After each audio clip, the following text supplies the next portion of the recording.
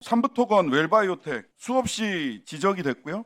작년에 직전 금융위원장님 인사청문회 때 처음으로 삼부토건 주가 조작 얘기가 그다음에 민병덕 의원, 그다음에 존경하는 또 우리 김현정 의원 세 분이 이제 얘기를 해서 삼부토건 주가 조작 얘기 나왔습니다. 그때만 해도 이게 사실일까 이런 생각을 했었는데 다시 한번 이 보시면 그 김건희 여사가 젤렌스카 만나고 그다음에 추경호 당시 기재부 장관이 우크라이나 기재부 쪽 관료 만나서 뭐 MOU 체결하고 원희룡 장관 폴란드 가고 대통령 우크라이나 가고 하면서 삼부토건 주가 쭉쭉쭉 5배 올라간 거 잘 알고 계시죠?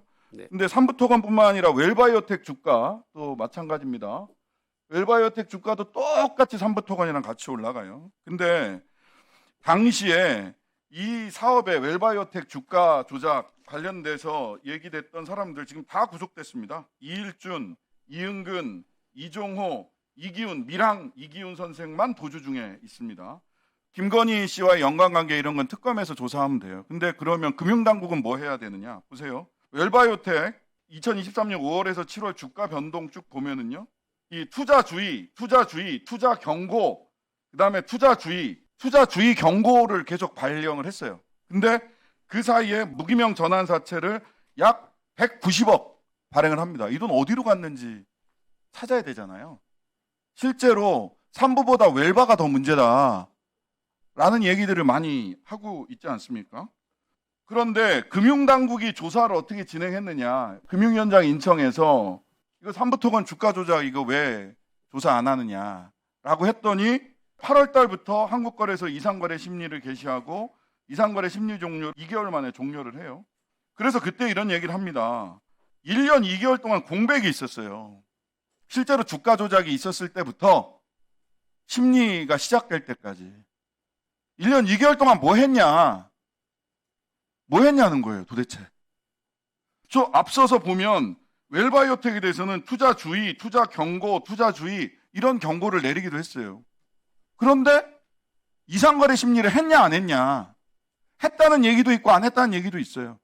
보고서가 작성됐는데 누군가 막아서 안 나왔다라는 얘기도 있습니다. 이거 들여다보셔야 됩니다.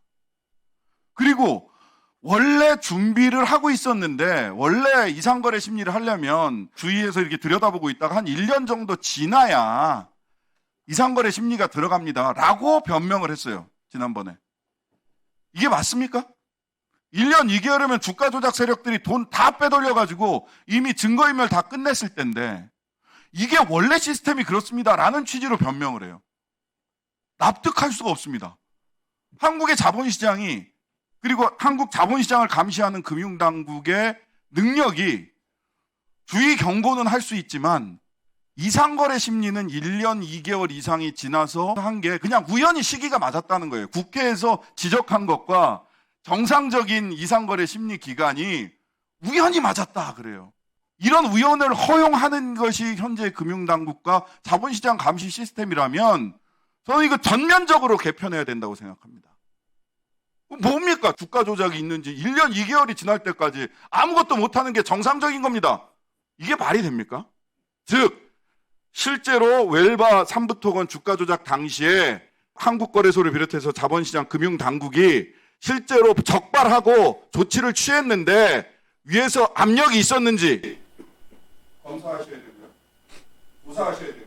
그 다음에 실제 1년 2개월이나 걸린다. 이상거래 심리까지 가는데 주시 단계에서부터 이게 사실이라면 근본적인 개선 대책을 내오셔야 됩니다.